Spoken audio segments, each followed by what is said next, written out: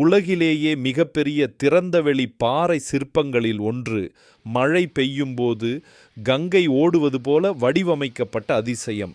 அதே இடத்தில் 1300 ஆண்டுகளுக்கு முன் வாழ்ந்த மக்களின் வாழ்க்கையை கல்லிலேயே பதிவு செய்த இன்னொரு படைப்பு. இவை வெறும் சிற்பங்களா? பல்லவர்களின் கற்பனைக்கும் அறிவுக்கும் சான்றா? குயிலரங்கத்தில் இன்று பார்க்கலாமா? நாம் பார்க்க வேண்டிய அதிசயத்தை பார்க்க நாம் இப்போது மகாபலிபுரம் வந்துள்ளோம். பேருந்திலிருந்து இறங்கி இங்கு உள்ளே செல்வதற்கு முன்பே நம்மை இந்த 29 மீட்டர் நீளமும் 13 மீட்டர் உயரமும் கொண்ட பிரம்மாண்டமான அர்ச்சுனன் தபசு பாறை வரவேற்கிறது. இதை புடைப்புச் சிற்பம் என்கிறோம். அதற்கான அர்த்தம் தெரியுமா? புடைப்புச் சிற்பங்களில் ஒரு பெரிய பாறையின் மேற்பரப்பை மட்டும் செதுக்கி அதன் உருவங்கள் மட்டும் முன்னோக்கி எழும்பி நிற்பது போல வடிவமைக்கப்படும். இந்த முறையில் சிற்பங்களை செதுக்குவது மிக கடினம். ஏன்னா தவறுதலாக 1 சென்டிமீட்டர் அதிகமாக கல்லை செதுக்கிவிட்டாலும் அனைத்தும் மாறிவிடும். இந்த சிற்பத்தின் கதை குறித்து 2 கருத்துக்கள் உள்ளன. முதலாவது, அர்ச்சுனன் சிவபெருமானை நோக்கி பாசுபதாஸ்திரம் வேண்டி தவம் இருக்கும் காட்சி. அதனால் இது அர்ச்சுனன் தபசு என்றும், மற்றொரு தரப்பினர் பகீரதன் என்ற மன்னன் ஆகாய கங்கையை பூமிக்கு கொண்டு வர சிவபெருமானை நோக்கி தவம் இருக்கும் காட்சி. அதனால் இது கங்காவதரணம் என்றும் அழைக்கப்படுகிறது. இதில் எது உண்மை என்ற விவாதத்தை விட இங்குள்ள சிற்பிகளின் நுட்பமான அறிவுதான் நம்மை வியக்க வைக்கிறது. இந்த 2 பாறைகளுக்கும் நடுவில் ஒரு இயற்கை பிளவை நம்மால் பார்க்க முடிகிறது. இந்த பிளவை அப்படியே கங்கை நதியாக உருவகப்படுத்தியுள்ளனர். மழை பெய்யும் போது இந்த பிளவின் வழியாக தண்ணீர் கீழே வருவது போன்ற அமைப்பை இது கொண்டுள்ளது. இங்கு இருக்கும் பெரிய யானைகள் மற்றும் அதன் காலடியில் இருக்கும் குட்டி யானைகள் மிகவும் தத்ரூபமாக செதுக்கப்பட்டுள்ளன. இதே போன்ற ஒரு யானை இன்னொரு இடத்திலும் இருக்கிறது. அங்கு நம்மால் அருகில் நின்று பார்க்க முடியும். அதை பார்க்க இந்த காணொளியை இறுதி வரை பாருங்கள். அதே நேரத்தில் யானைக்கு அருகிலேயே ஒரு பூனை தன் 2 கால்களை தூக்கி தவம் செய்வது போலவும், அதை நம்பி எலிகள் அதன் காலடியில் விளையாடுவது போலவும் செதுக்கப்பட்டுள்ளது. மிகவும் விசித்திரமாக உள்ளது. இங்கு சிவபெருமான், விஷ்ணு, முனிவர்கள், தேவர்கள், பறவைகள் மற்றும் விலங்குகள் என 140க்கும் மேற்பட்ட உருவங்கள் இந்த ஒரே பாறையில் செதுக்கப்பட்டுள்ளன. ஒரு சிறிய பிழை ஏற்பட்டாலும் அனைத்தும் மாறிவிடும் என்கிறோம். அப்படி இருக்க பல்லவ கலைஞர்கள் எப்படி இதை தவறில்லாமல் சாத்தியமாக்கினார்கள் என்று தெரியுமா? அதை தெரிந்து கொள்ள இங்கிருந்து சற்று அருகில் உள்ள இந்த பாறையை பாருங்கள். சில ஆய்வாளர்கள் இது சிற்பிகளின் பயிற்சி பாறையாக இருந்திருக்கலாம் என்கிறார்கள்.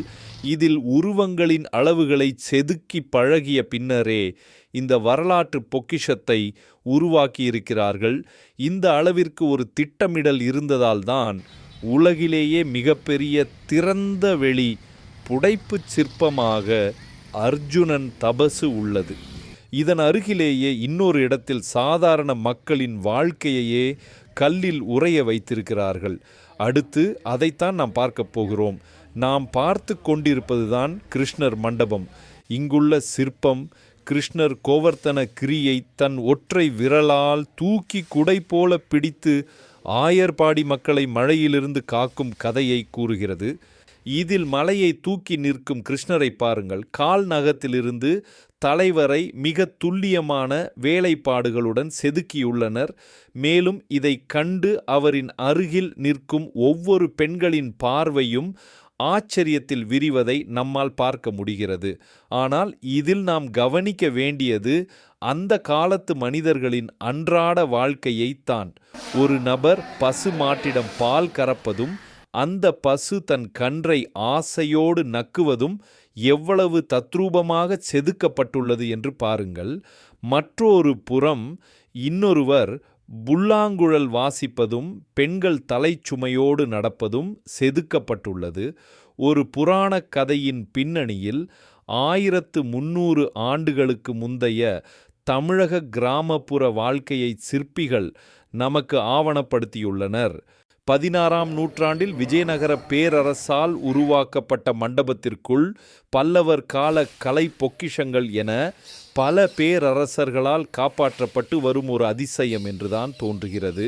நாம் முன்பே கூறியபடி இதோ யானையின் அழகை தொட்டு உணர்ந்து பார்க்கும் வகையில் இருக்கும் இந்த சிற்பத்தை பாருங்கள். 1300 ஆண்டுகளுக்கு முன் கல்லில் செதுக்கிய இந்த யானையின் முகபாவனை இன்று கூட உயிரோடு இருப்பது போல தோன்றுகிறது. அதன் கண்களில் கூட அவ்வளவு நுணுக்கமான வேலைப்பாட்டை பார்க்க முடிகிறது.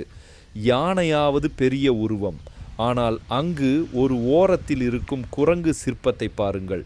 சிறிய உருவத்திலும் சிறந்த வேலைப்பாடு தெரிகிறது. கல்லை வெறும் கல்லாக பார்க்காமல் அதில் கதைகள், உணர்வுகள், அறிவியல், கிராம வாழ்க்கை என எல்லாவற்றையும் உயிர்ப்பித்திருக்கிறார்கள் பல்லவர்கள். இன்றைக்கு நாம் பார்ப்பது வெறும் சிற்பம் இல்லை, 1300 ஆண்டுகளாக உயிரோடு இருக்கும் ஒரு வரலாறு. இதுவரை புடைப்பு சிற்பங்களை பற்றி பார்த்தோம். அடுத்த காணொளியில் குடவரை கோயில்களை பற்றி பார்ப்போம். இத்துடன் இந்த காணொளி நிறைவடைகிறது.